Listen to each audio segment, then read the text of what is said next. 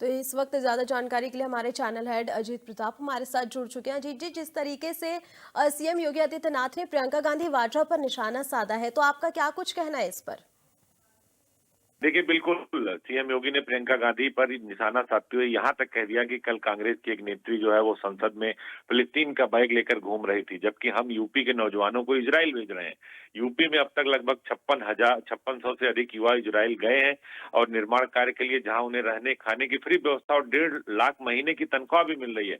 लेकिन प्रियंका गांधी को ये बात समझ में नहीं आ रही है। उन्होंने कहा कि विपक्ष द्वारा जो मुद्दा है वो तथ्यहीन था, सरकार की नीति नीयत साफ है। इसका परिणाम है कि 12 लाख से ज्यादा नौजवानों को स्किल स्कूल दिया गया है, 5,000 से ज्यादा लोगों को इजराइल भेजा गया है, जिन्हें 1.5 लाख रुपए महीने मिल रहा है। तो प्रियंका गांधी सिर्फ जो है बैग लेके घूम रही है और देश के नाम पे राजनीति कर रही है, धोखा कर रही है।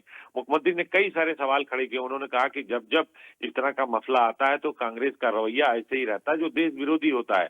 उन्होंने आज, चूंकि आज उत्तर प्रदेश की विधानसभा में अनुपूरक बजट पेश हुआ है, तो उसको लेकर भी मुख्यमंत्री ने बाकायदा बात की है। हाई स्कूल जो थर्ड डिवीजन या इंटरमीडिएट थर्ड डिवीजन या ग्रेजुएशन जो लोग पाते, फर्जी पीएचडी की डिग्री का मामला भी उन्होंने उठाया कि ऐसे लोगों को सर्विस कमीशन का अध्यक्ष बनाया गया था, जिन्होंने जब मौका मिला उन्होंने तबाही मचा रखी। तो आज ले देकर कल भी आपने देखा कि उन्होंने किस तरह राम, कृष्ण और शिव के बारे में बोला और कहा कि ये देश बाबर और औरंगजेब के आदर्शों से नहीं चलेगा, रामकृष्ण और शिव से चलेगा था। आज उन्होंने प्रियंका गांधी के उस बैग पर भी सवाल उठाया जिस पर फिलिस्तीन लेकर वो घूम रही थी।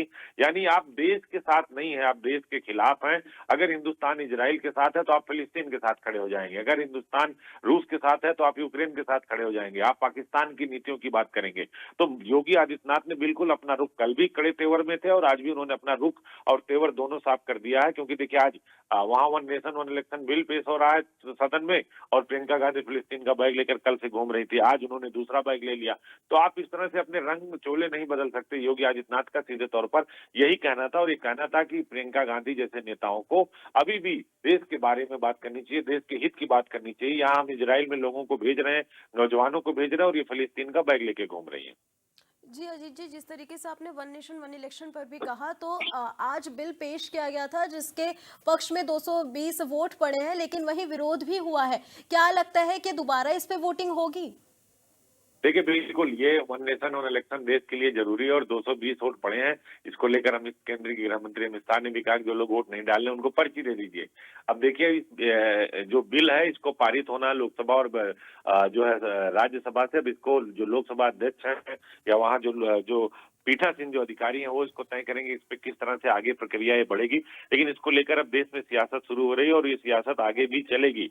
आप इस बात से आप अंदाजा लगाइए कि जिस तरह से परिस्थितियां पैदा हुई हैं उस तरह से ये लगता है कि देश में देश एक चुनाव का विरोध विपक्ष कर रहा है।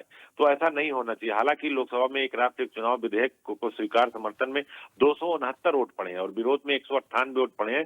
सदन जो है वो 3 बजे तक स्थगित कर दिया गया है। तो आप देखिए, जब सदन शुरू होगा तो इस पर क्या कार्रवाई होती है, जब सदन शुरू होगा तब पता चलेगा।